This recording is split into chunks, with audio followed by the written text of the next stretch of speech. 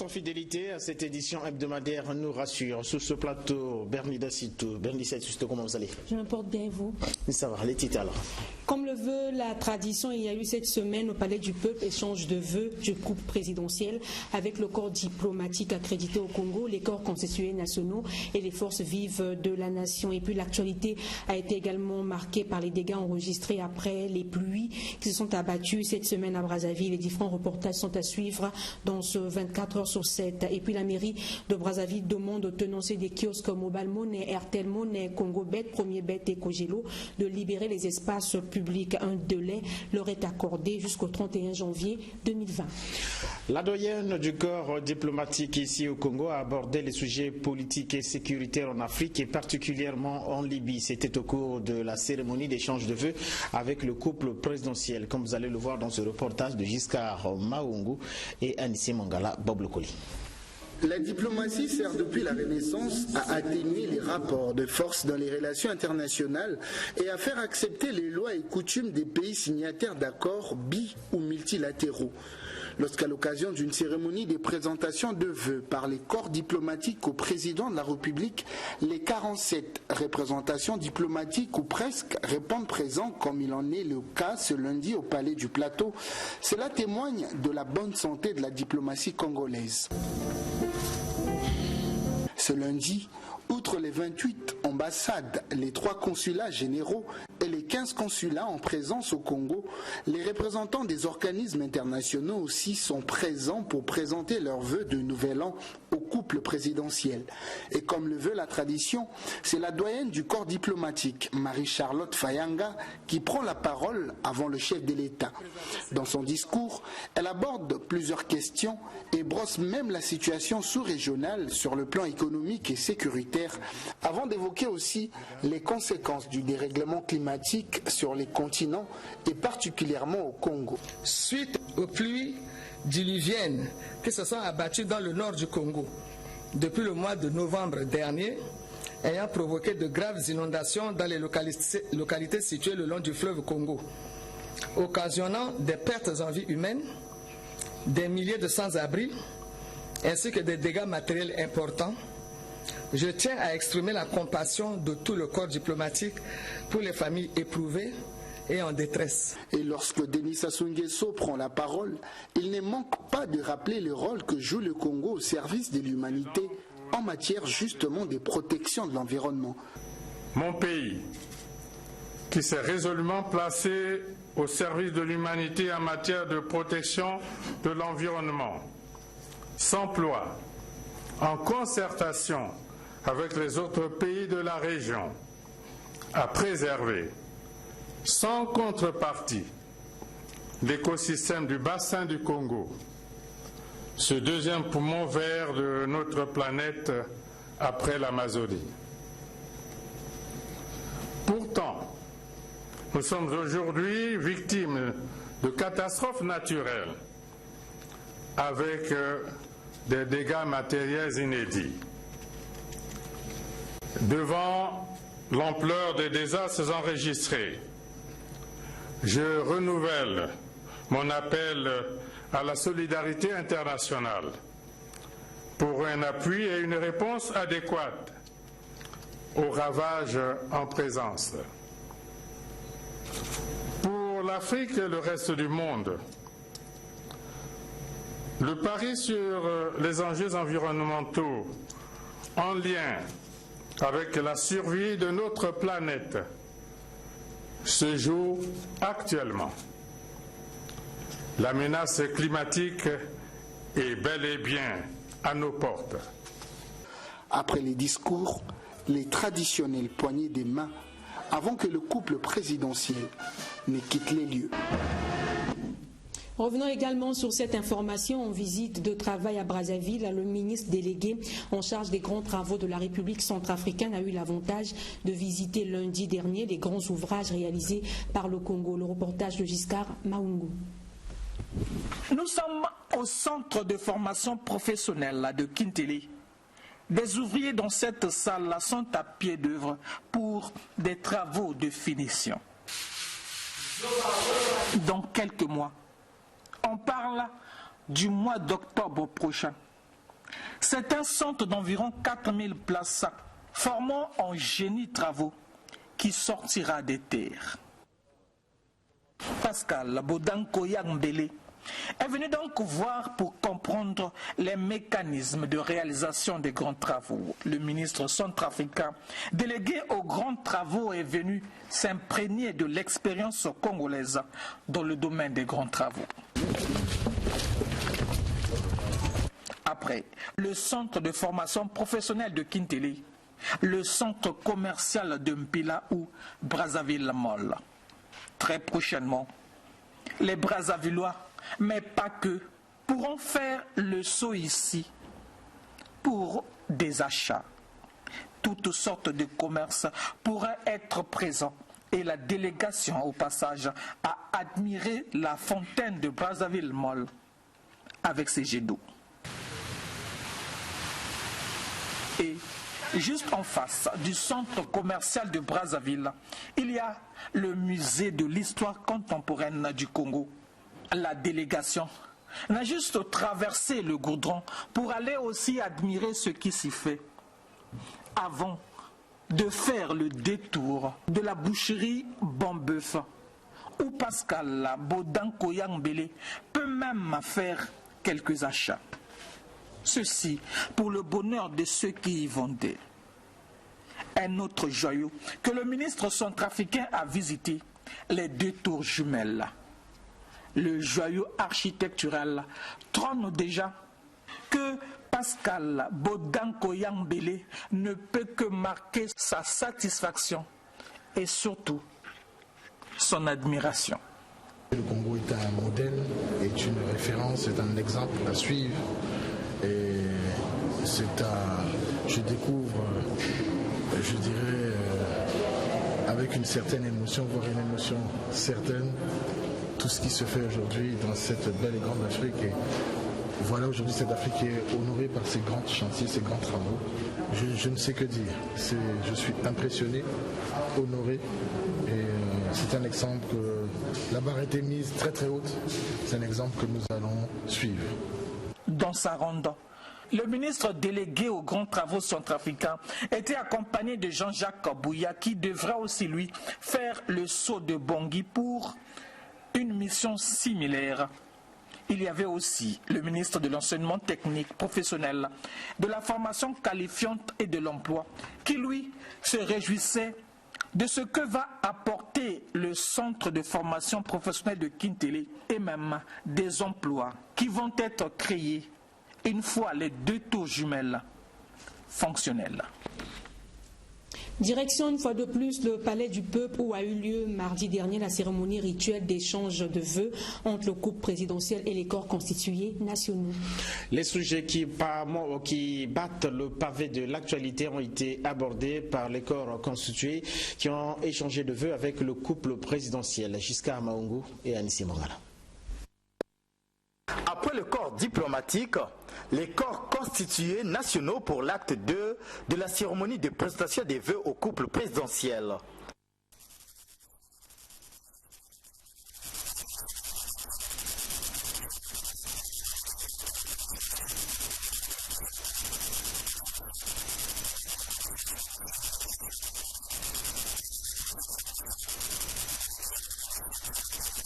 Ici, pas de majorité, pas d'opposition non plus, c'est le Congo qui parle et Jérémy Lusouba l'a bien compris.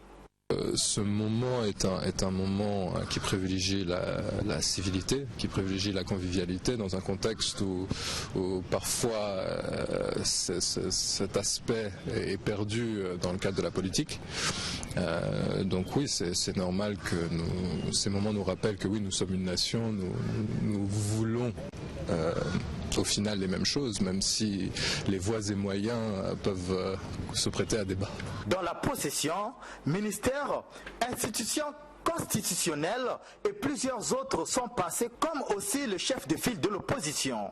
il échange quelques moments avec le président de la République. Dans l'opinion, sa proposition de proroger le mandat présidentiel afin de préparer de la manière la plus optimale revient dans les pensées. Qu'est-ce que j'ai dit? Je n'ai pas le sentiment qu'en 2021, en février, que nous serons prêts. Je n'ai pas le sentiment, mais je peux être démenti. Est-ce qu'on ne peut pas prendre le temps de bien préparer nos élections? Après tout, c'est notre pays. La Constitution, elle est là, elle est faite par nous. Mais proposition anticonstitutionnelle, rétorque le secrétaire général des clubs 2002 pur. Des schémas hors piste, c'est des schémas qui provoquent les avalanches. Quand on fait du hors piste, on s'expose aux avalanches. Et quand il y a avalanche, on ne sait pas qui va survivre. Après près de 3h30 d'échange des vœux, fin de la cérémonie de présentation des vœux aux corps constitués nationaux, place ce mercredi avec les forces vives de la nation. Les habitants du quartier 67 Talangaï n'ont pas pu fermer l'œil dans la nuit du lundi à mardi. Les eaux de pluie ont dévasté tout sur leur passage, Bernida. Oui, Justin, ces populations victimes des catastrophes naturelles sollicitent les autorités municipales aide et assistance. Suivez. Des maisons englouties, des matelas mouillés, des ustensiles de cuisine dans la boue, c'était un spectacle désolant quand observaient les habitants de Mikalou Talangaï. Ceci suite à la pluie diluvienne de la nuit du lundi à mardi. De la rue Cité des 16e à la rue Kwango, c'est le même décor, que d'importants dégâts matériels constatés. Et pourtant, cela n'était plus arrivé depuis 15 ans, en témoignent quelques sinistrés victimes de ces inondations. C'est vraiment déplorable parce que ça fait plus de 20 ans qu'on ne subit plus ce genre d'inondation. Quand il a plu, et voilà tout, hein, vous constatez ce que vous êtes en train de constater. Il y a eu inondation, ensablement, on a tout perdu. Et rien.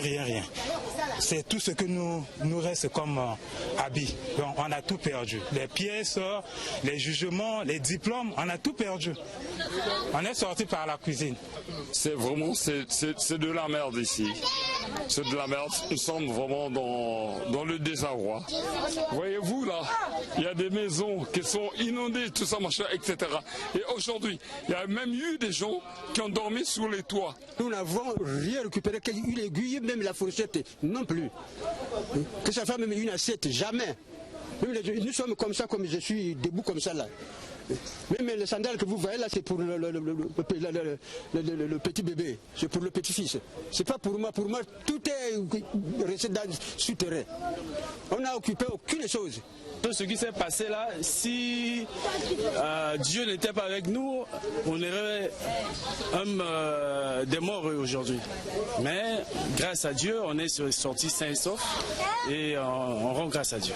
Une situation catastrophique dont on n'a enregistré aucune perte humaine, mais qui inquiète les habitants de ce quartier 67. En tout cas, ils ne savent plus à quel sens se vouer. Oui, mais depuis ce matin, il n'y a pas assistance, il n'y a aucune autorité qui est passée pour venir soit constater les dégâts, rien. Nous sommes abandonnés à notre triste sort. Alors le mougoul que nous laissons, c'est ce que nous laissons, que monsieur le maire, qui est quand même notre grand chef, vient voir comment nous souffrons. Ici, en attendant l'avènement d'une probable pluie, chacun s'est mis à l'œuvre pour des dispositions provisoires. Vous avez noté, selon les usages protocolaires, qu'après le corps diplomatique lundi et les corps constitués nationaux mardi, le président de la République et son épouse ont échangé les vœux avec les forces vives de la nation mercredi dernier au Palais du Peuple. Une cérémonie empreinte de solennité.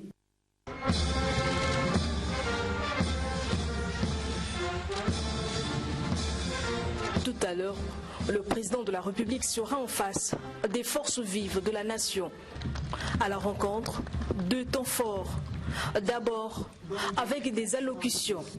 Le secrétaire permanent du Conseil consultatif de la société civile et des ONG est le premier à dérouler son intervention avec une action prononcée sur la femme. Lui qui félicite Denis Sassou Nguesso pour avoir nommé 2 femmes préfets et placé à la tête d'une institution constitutionnelle une femme, Emilienne Raoul, au Conseil économique et social et environnemental. Germain Cephas et Wangui suggèrent même qu'au prochain remaniement, qu'il y ait encore plus de présence féminine avec des postes de souveraineté. Le décret présidentiel nommant les membres du Conseil économique, social et environnemental fait ressortir un nombre de femmes supérieur, soit 57% à celui des hommes, 43%, encore une première au Congo. Les forces vives de la nation sont rassurées davantage de voir le nombre de femmes en augmentation dans les instances de prise de décision. Elles souhaitent voir les femmes être nommées à des ministères de souveraineté à l'occasion d'un éventuel remaniement gouvernemental. Cela serait une fois de plus une grande première depuis l'indépendance du pays. Après le discours de Germain Ewangi, la réponse de Denis Sassou Nguesso, le président de la République a stigmatisé le comportement de certains parents qui, lors des festivités de fin d'année, ont laissé leurs enfants dans des débits de boissons et rappelle à certains qui caricaturent le Congo comme une dictature. Dans les médias étrangers et les réseaux sociaux, ceux-ci passent leur temps à parler d'une soi-disant dictature du Congo-Brazzaville. Une appellation de notre pays qui renvoie à une péjoration. Nous sommes avant tout la République du Congo et nous ne répondons pas à ces insinuations par dépit.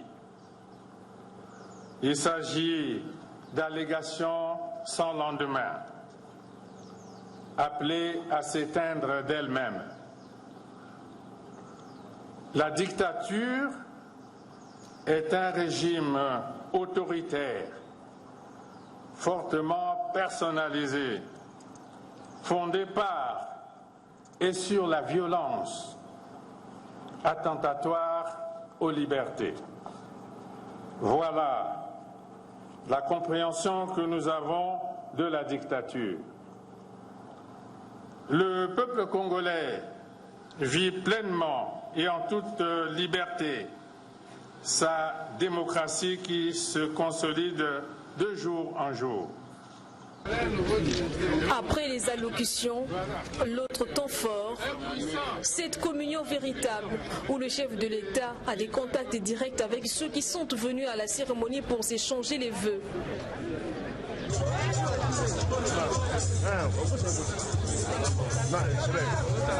Cette cérémonie d'échange de vœux marque aussi la fin des séries de vœux, commencées le lundi dernier avec les corps diplomatiques.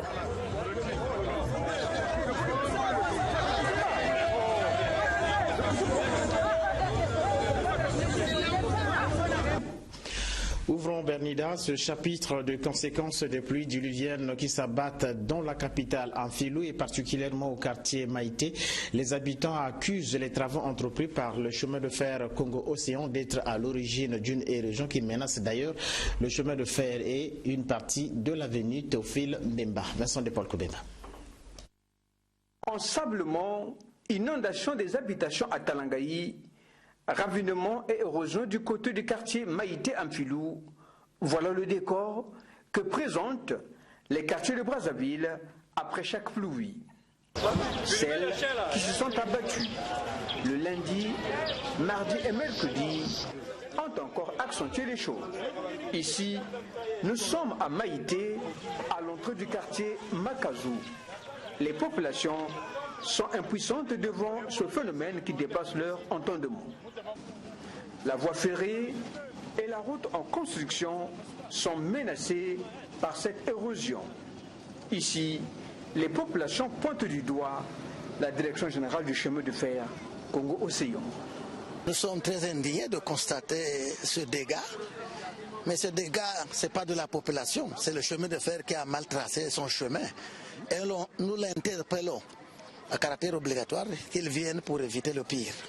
Ces travaux avaient été salués par les populations qui croyaient déjà au désenclavement des quartiers Makazou et Mpérimpéry 2. Sous les travaux de l'avenue du Disic et Monseigneur Théophile Mbemba qui débouchait au sein de la mairie de Mfilou et à l'intersection avec l'avenue de la Frontière. M. Mouélé et les petits Dano sont presque déçus de cette façon de faire. Il y a les maisons qui sont inondées dans le quartier, ça fait pas beau. Après, je peux dire à 50 mètres de la voie ferrée. La voie ferrée. 30 mètres. Durant ces jours, le CFCO a voulu faire des travaux ici. Le chemin était vraiment bon.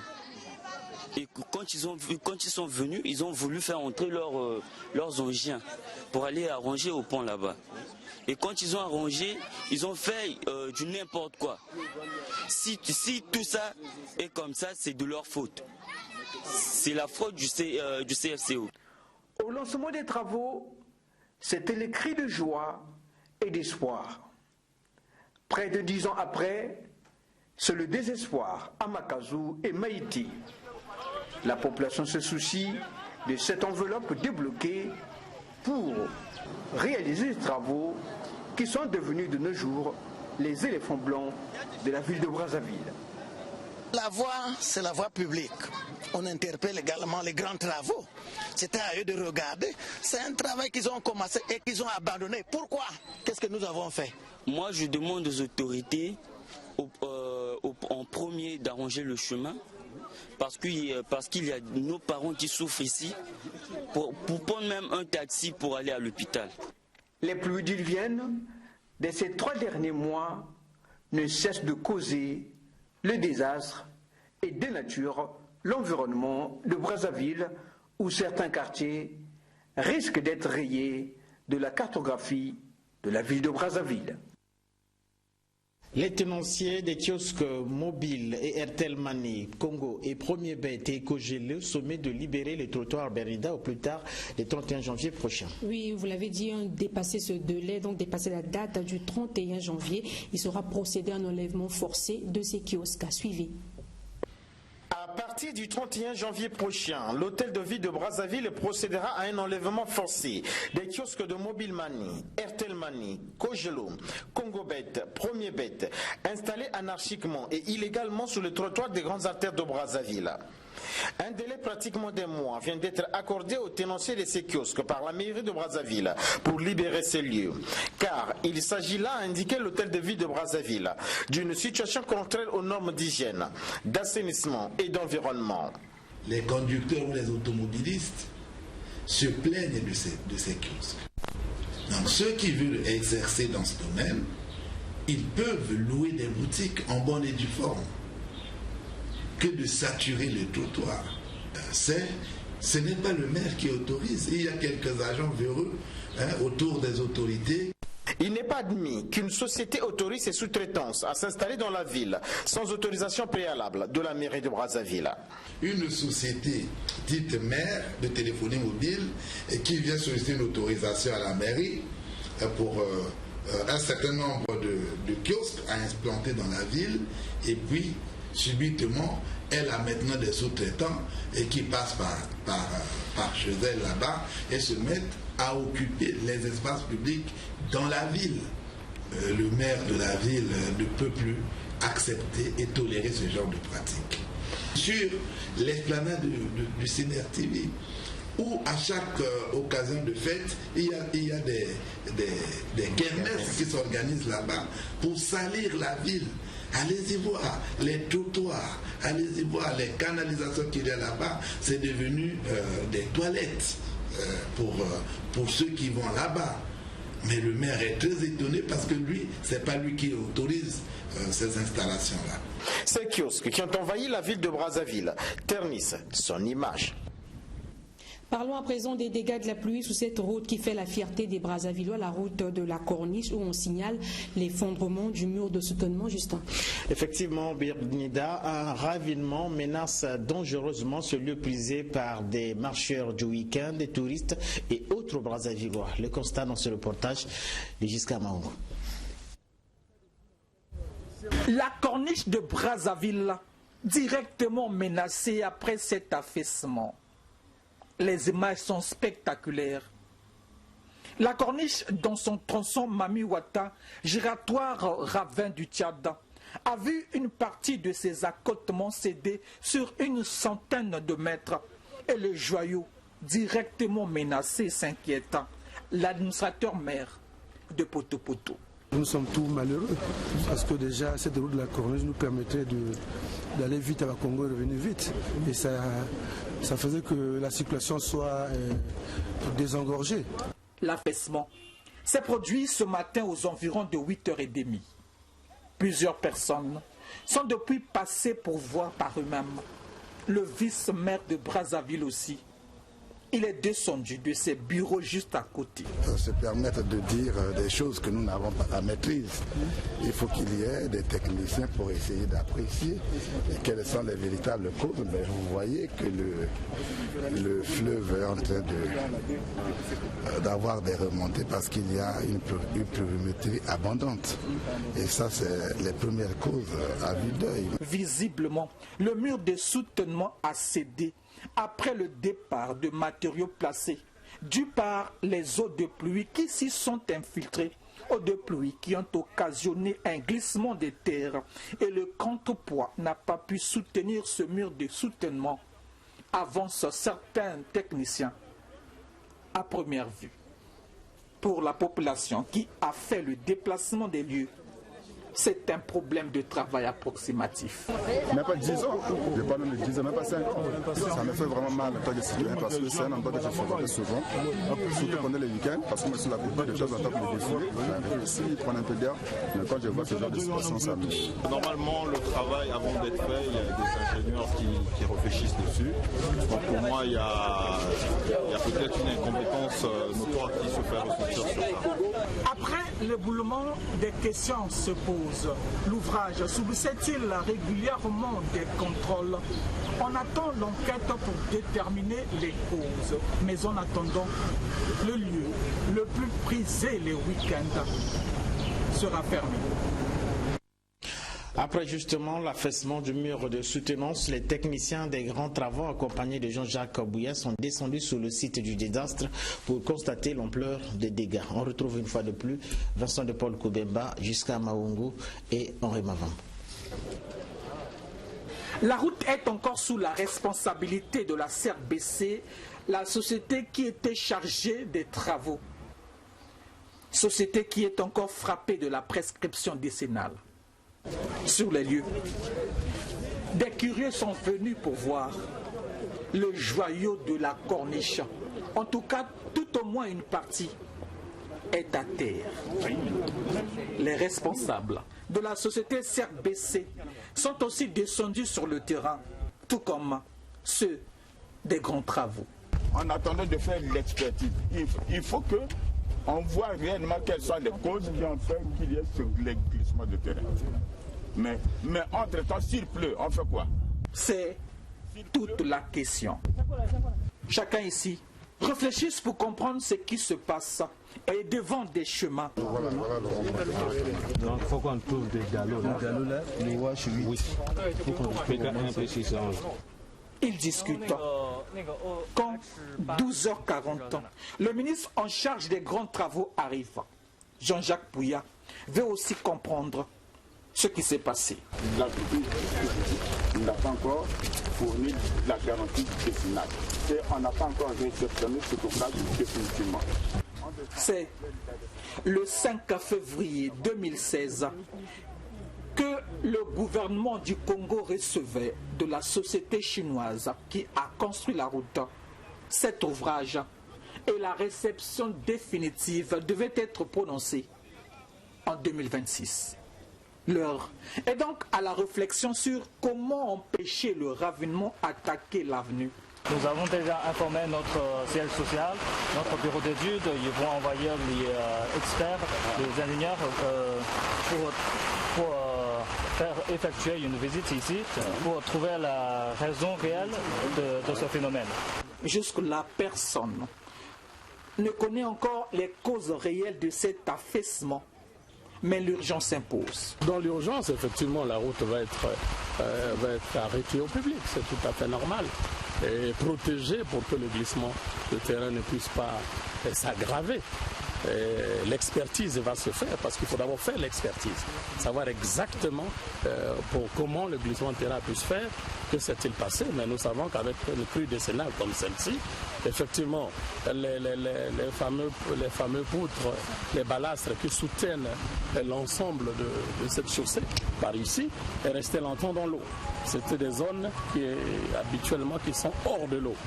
Et à la décrue qui commence, effectivement, il y a certains matériaux qui deviennent friables. Dès qu'il y aura la décrue, les berges le long de cette avenue seront expertisées. Promet Jean-Jacques Bouya. En considération des dégâts enregistrés sur une partie de la route de la Corniche, le maire de Brazzaville, soucieux de protéger les populations, entend signer un arrêté municipal suspendant la circulation sur ce tronçon endommagé. On écoute Christian Rouget au Kemba. La Corniche de Brazzaville est le fleuron de la ville, et toute notre fierté. Et ce drame nous frappe de plein cœur. Comme on dit, nous gémissons, mais nous espérons, parce que je suis certain que les travaux vont reprendre pour le bien des Brazzavillois. Mais en attendant, je suis contraint de prendre un arrêté municipal pour suspendre la circulation dans ces lieux jusqu'à ce que les travaux reprennent. Et puis c'est terminé. Vous venez de constater sous ce reportage de Jusqu'à Maungu et Vincent de Paul Koubemba ont aussi été enregistrés au quartier d'Evala sous le viaduc Bernida. Oui, Justin, dans cette zone située à l'entrée du viaduc, les habitants du quartier doivent se déplacer en pirogue entre les habitations. Regardez ce reportage d'Evrar Tikasumba. On se croit à Mosaka alors que nous sommes dans le 6e arrondissement Talangai aux abords du viaduc.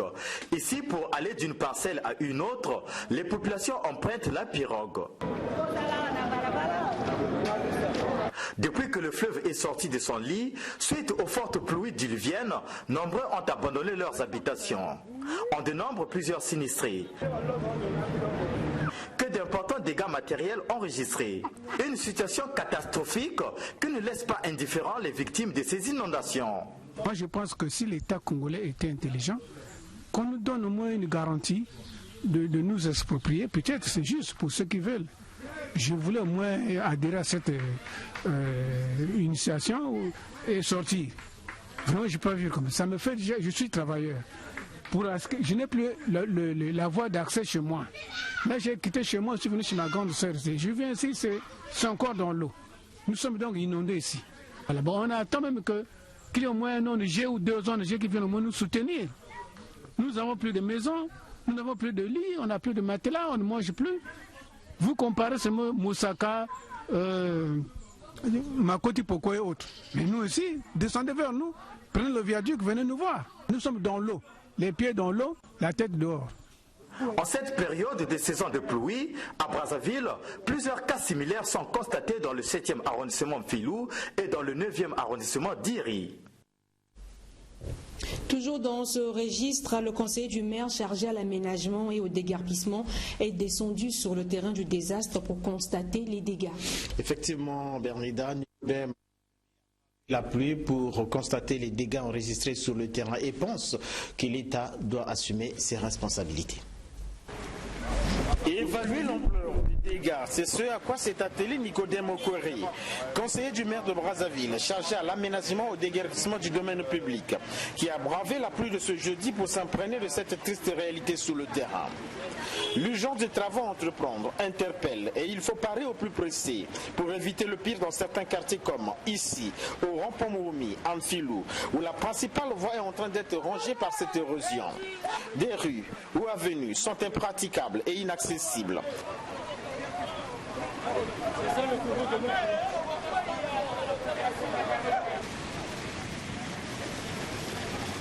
Un peu plus loin, à hauteur de la pharmacie Diaguerre, les automobilistes assistent impuissants à la dégradation de la chaussée. En ce qui concerne la dégradation des artères de Brazzaville, vous voyez, nous avons commencé par Bourreau, nous sommes allés à Thomas Sankara. Présentement, nous sommes à Jacques Opango. Vous voyez, Jacques Opango est dans l'état encore... c'est comme si on n'avance pas. Mais les travaux sont en train de faire parce que c'est lourd. Ça coûte très cher à la mairie de Brazzaville. Donc, la mairie, dans son programme, a dit après Jacques Opango, nous allons attaquer Moumi. Mais malheureusement, les pluies n'attendent pas.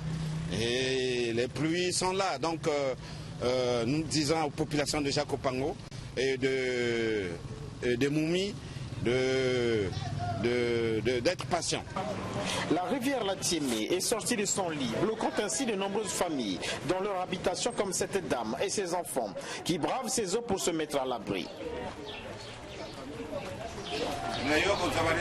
Au marché Mamamboalé et au quartier Jacques Opango, la situation n'est guère reluisante. Des habitations englouties de bancs de sable et inondées, des maisons écroulées poussant certains à les quitter pour éviter le pire.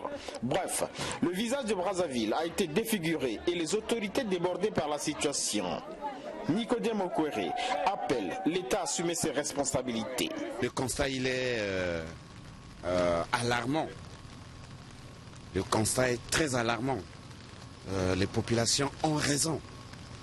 Et les populations ont le droit, effectivement, de dire qu'ils sont abandonnés parce que, et c'est que nous avons vu, mais les images parlent d'elles-mêmes. Au fait, nous ne pouvons plus condamner les populations. Parce que les gens ont construit sur les zones interdites. On ne peut pas construire sur les collines. On ne peut pas construire sur les zones sablonneuses. On ne peut pas. C'est interdit. Mais comme il y a eu la faiblesse de l'État, aujourd'hui nous ne pouvons plus condamner ces populations. C'est l'État qu'il faut condamner. Et effectivement, les populations ont raison. L'État doit prendre ses responsabilités. À chaque année, la saison de pluie montre, s'il en était encore besoin, qu'il y a beaucoup d'efforts à faire dans la construction et la réhabilitation des routes urbaines.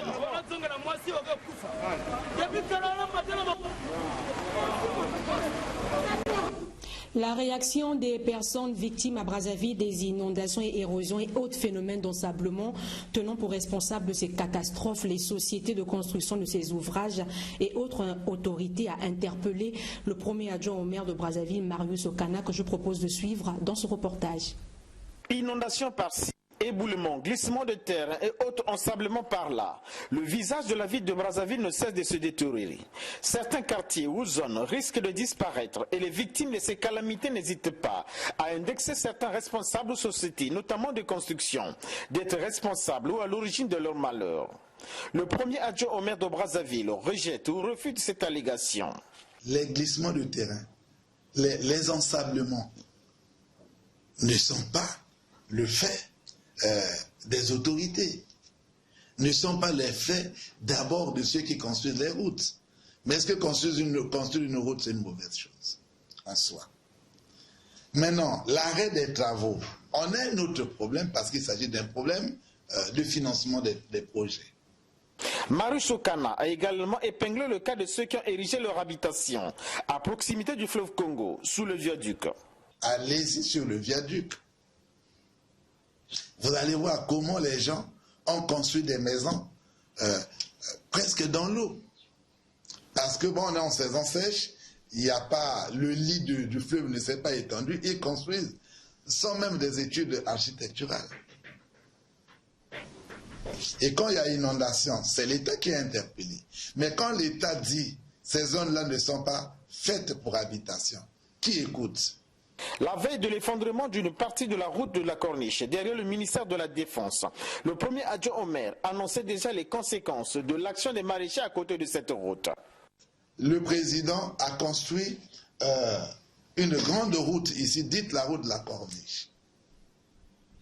Mais il y a eu des expropriations. Même ceux qui font les jardins. Bon, mais ils sont revenus. Demain, la conséquence, c'est quoi? C'est que la route là va se couper. Mais dites aux autorités municipales que nous sommes d'aller déguerpir ces gens. Vous verrez comment les réseaux sociaux vont nous insulter. Ces gens-là vivent de ça, ils nous ont nourris avec. Mfilou, le 7e arrondissement de Brazzaville, paye un lourd tribut des conséquences de ces pluies. Dans les années 92, 93, 95, est-ce qu'il a connu le même phénomène? Mais simplement parce que les gens sont allés construire sur les montagnes. Et c'est pour cela que toute la terre qui est là-bas est obligée de redescendre en cas de pluie. Les occupations anarchiques dont l'on parle ont des effets, des conséquences graves sur les vies humaines, sur la vie de l'homme, parce qu'il s'agit de la question d'environnement. Mais on a beau parler, et qui te comprendra? Personne. Voilà. Et je crois que l'État a une responsabilité, mais la grande responsabilité revient à la population. Si on veut faire des travaux là-bas, ça veut dire qu'il faut construire un viaduc. C'est-à-dire qu'il faut construire en hauteur une route. Mais les habitations là vont s'inonder. Ces phénomènes sont récurrents sur ces routes et quartiers, mais aucune mesure adéquate n'est prise pour mettre un terme à ces inondations, éboulements et autres glissements de terrain répétitifs. Le déferlement des eaux de pluie dans des habitations a occasionné d'énormes dégâts. Et pour parler au plus pressé, l'administrateur maire du 6e arrondissement de Brazzaville, Talangaï Priva Frédéric Ndeke, a lancé un certain nombre d'opérations, notamment celle d'identification des familles touchées par ce désastre. D'ailleurs, des vivres ont été distribués aux sinistrés ayant trouvé refuge à l'école du 8 mars. Théodore Balossa. De l'eau dans les ruelles, des maisons totalement ensablées et des populations aux abois, ne sachant plus à quel sens se vouer. C'est le triste constat fait par le maire du 6e arrondissement de Brazzaville qui est descendu dans les quartiers touchés pour évaluer l'étendue des dégâts causés par les pluies diluviennes qui ne cessent de s'abattre dans la ville. Priva Frédéric Ndeke y est allé pour lancer principalement l'opération identification des familles sinistrées. L'objectif ici est de réactualiser le fichier déjà existant à transmettre au gouvernement de la République. Et pour avoir accès aux parcelles, il faut naturellement au préalable vider l'eau qui stagne dans les ruelles à l'aide de cette motopompe. Des dégâts matériels considérables ont été enregistrés dans ces quartiers que les populations quittent du jour au jour, espérant trouver refuge ailleurs, soit chez les parents, soit pour les plus courageux prendre les risques d'aller louer dans les quartiers non touchés. Dans le lot des sinistrés, cet étudiant qui a forcé la pitié du maire Priva Frédéric Ndeke. Bon, comme tu es un étudiant, je vais t'encourager. Tu peux me voir lundi. Lundi à 12h. Okay. Tu cherches M. Clotaire. Tu dis que c'est moi l'étudiant que le maire avait appelé. Okay. Hein? On va d'abord trouver l'essentiel pour que tu reprennes tes cours et tu les photocopies pour les cours que tu as perdus. C'est bon, d'accord? Oui. 13 familles identifiées ont trouvé refuge à l'école primaire 18 mars. Le maire de Talangaï, qui n'y est pas allé de main morte, leur a apporté quelques kits et quelques vivres. Priva Frédéric Ndeke en a également profité pour lancer un message à l'endroit des 10 sinistrés qui peuvent, selon lui, se réjouir d'être encore en vie. Ce qui était plus important, c'était la vie. Parce que le matériel passe. Mais si la vie passe, c'en est terminé pour un homme. Et comme ils sont en vie, ce que nous devrons nous faire à partir de cet instant, c'est de rendre leurs conditions de plus en plus humaines. Parce que là, ils ne sont plus dans les conditions vraiment humaines de vie. Qu'ils ne se découragent pas. A noter que 2 décès ont été déplorés à Talangaï à la suite de ces pluies diluviennes. Le premier est celui d'un jeune homme emporté par les eaux de pluie dans un collecteur. Et le second est celui d'un monsieur qui a été tué par l'écroulement d'un mur, nous a révélé le maire Priva Frédéric Ndeke. Il vous souviendra que les populations du quartier 67 à Talangaï, victimes de l'ensablement et des inondations, sollicitaient de l'autorité municipale aide et assistance. Tenez, samedi, le maire de cet arrondissement, Priva Frédéric Ndeke, a procédé également au lancement de l'opération désensablement des rues et avenues. Théodore Balossa, une fois de plus. Après l'identification des sinistrés, Priva Frédéric Ndeke a également lancé l'opération désensablement dans les quartiers touchés sur la rue Oyomi au quartier Jamaïque. Il s'agit du sable drainé justement par les eaux de pluie en provenance des montagnes de Mikalou ou alors de Ngamakoso.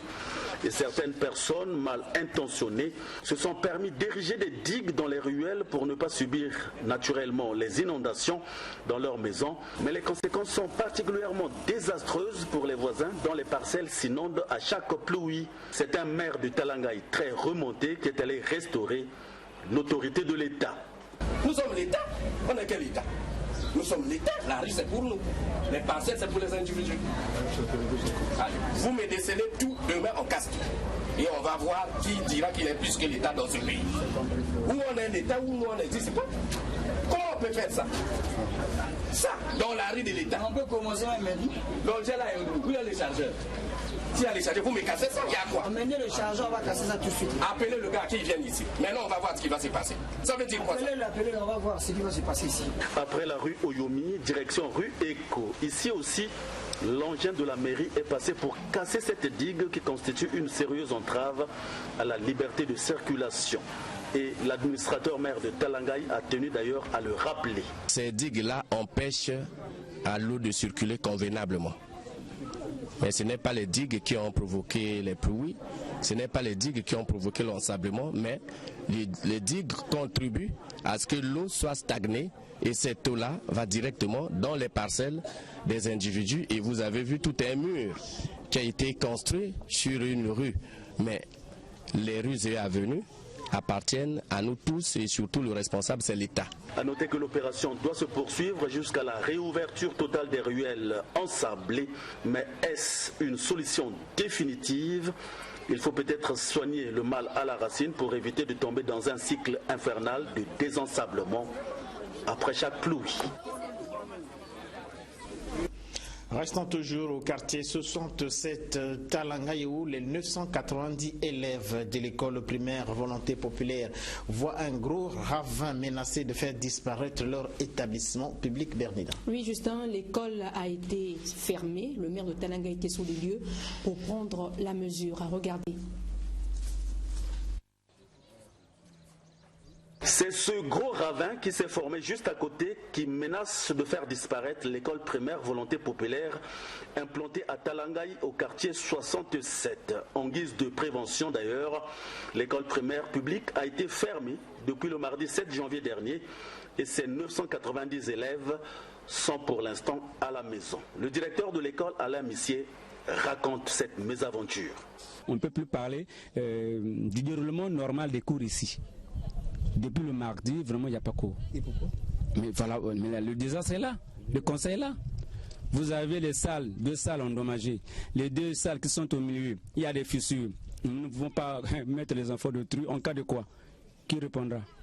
L'administrateur maire de Talangaï, qui est également passé par là, pense qu'il faut tout faire pour préserver les salles non encore touchées.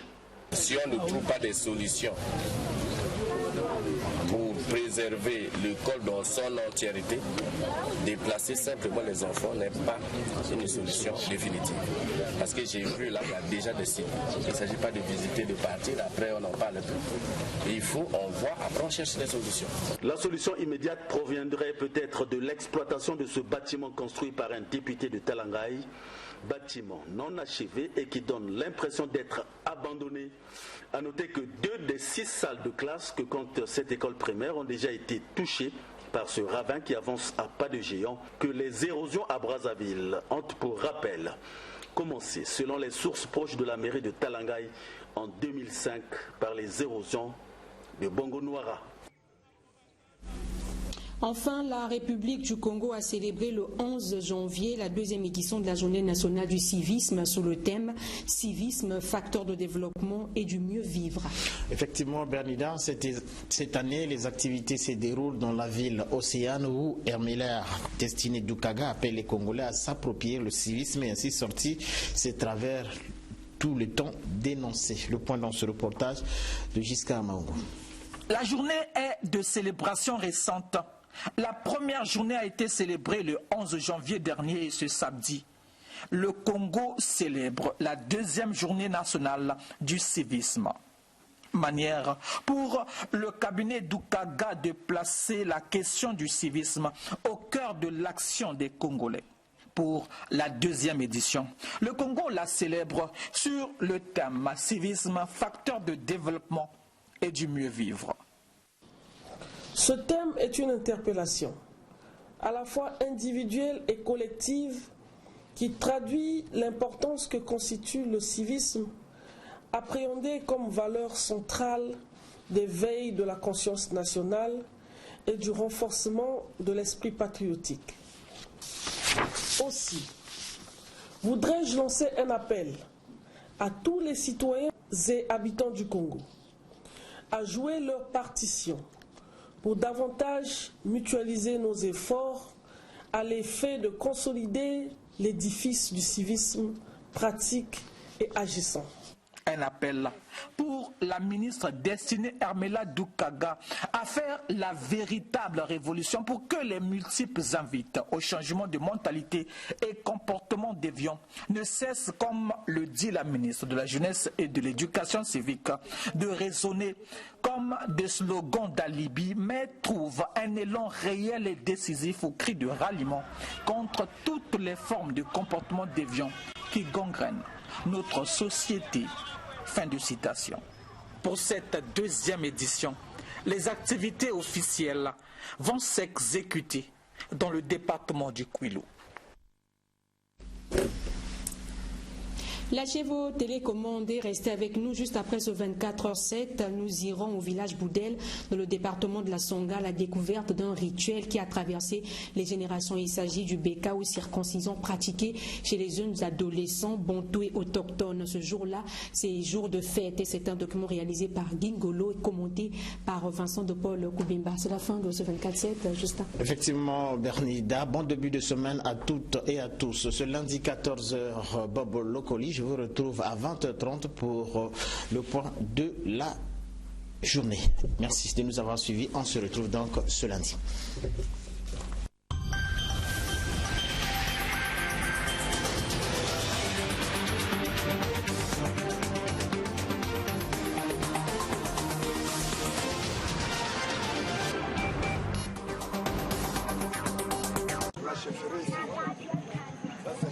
S'il y a un rituel que le Sanga-Sanga ne semble pas faire tomber en désuétude, dans le département de la Songa, il y a la cérémonie de la circoncision dit Beka. Beka, c'est une cérémonie de coutume, c'est une circoncision. Donc l'enfant, après sa naissance, pour qu'il soit un homme, avant de se marier, il faut qu'il passe par la coutume. Il faut qu'il soit circoncis par le Beka. Nous sommes au village Boudel, dans le district de Mbala. L'heure est à l'ambiance festive. Cette chorégraphie, démontrée par les femmes et hommes du village, ainsi que ceux venus des villages environnants, illustre un événement de taille. Le rituel de la cérémonie de circoncision dit Beka en langue du terroir. Marmite au feu par ici, danse par là, les familles sont venues très nombreuses pour assister à la réussite de l'opération qui est très capitale dans la contrée. Respect de la tradition oblige. Après la naissance, on peut circoncire un enfant à l'hôpital. Mais obligatoirement, l'enfant là, quand il grandit, il faut qu'il soit aussi circoncis au village. Qu'on te fait vraiment une cicatrice aussi pour le village, pour qu'on soit que tu as déjà passé par le Beka. Du rituel de la cérémonie, nous assistons à plusieurs gestes. Ces deux dames, que nous nommons respectivement Doris et Blanche, tenant chacune des feuilles de bananier, sont les sœurs de deux candidats retenus pour subir cette épreuve de la circoncision dit Beka. De l'autre côté, une troisième femme que nous appellerons Sabine est la tante de l'un des candidats. Elle est en train de tamiser la terre avec la passoire rouge, comme quoi il faut invoquer les ancêtres afin que l'opération réussisse. À côté de ces objets s'ajoute un troisième, la tenue que le candidat portera après son opération. Elle est portée par ce monsieur que nous surnommons d'ailleurs Simon. Il traverse le village en courant jusqu'au lieu où se déroule le Beka. Ce lieu de l'opération est d'ailleurs interdit d'accès aux étrangers, ne faisant pas partie du cercle des initiés. Dans cette euphorie gestuelle et chorégraphique, on fait fi du temps. La joie est immense. pour les familles venues très nombreuses participer à la cérémonie. Tu es là, calme, on va faire un geste. Il est 18h passé de 16 minutes. Le premier candidat à la circoncision d'origine bantoue peut enfin sortir de la foule. Et la danse s'intensifie. Après la circoncision, il y a plusieurs remèdes du village qu'on donne pour qu'il y ait l'attirance, pour que vraiment tu sois aimé. Il faut que tu sois un homme déjà. Après la circoncision, il faut que tu dois te marier, obligatoirement tu dois te marier, parce qu'on te donne toute la possibilité et toutes les chances. Après avoir circoncisé, tu es déjà un homme. Quelques minutes plus tard, le deuxième candidat, qui n'est autre que l'autochtone, fait aussi son apparition. Les deux opérations ont été réalisées avec succès. Il n'est pas question d'arrêter avec la danse. Quand souvent il y a des cérémonies, quand un bantou veut être circoncis, automatiquement l'autochtone aussi veut aussi être dedans. Bon, nous sommes obligés de ne pas les laisser. Il faut toujours qu'ils soient ici ensemble avec nous pour qu'ils soient aussi circoncis. Parce qu'ils n'ont pas assez de moyens pour organiser une circoncision. Mais c'est des Bantous qui organisent la circoncision. Et on appelle les autochtones de venir aussi pour les accompagner. Dans la contrée, cette opération de circoncision, dit Beka, se fait à un âge adulte. Le candidat est âgé de plus de 17 ans. À encore certains témoignages recueillis hors micro, l'homme, avant de se marier, doit passer par cette coutume de Beka qui n'est autre que la circoncision qui, sous d'autres cieux, se pratique depuis l'enfance. Si tu n'es pas circoncis, tu as un droit à un mariage. Mais quand au moment que les hommes se réunissent comme ça, toi, tu n'as pas la possibilité d'être là puisque c'est une coutume des hommes. Donc un homme doit aussi passer par là. Le Beka, une identité chère dans le département de la Songa, est pratiqué par plusieurs ethnies. Les Bakwele, les Ndjem, les autochtones, les Boko et les Bakota.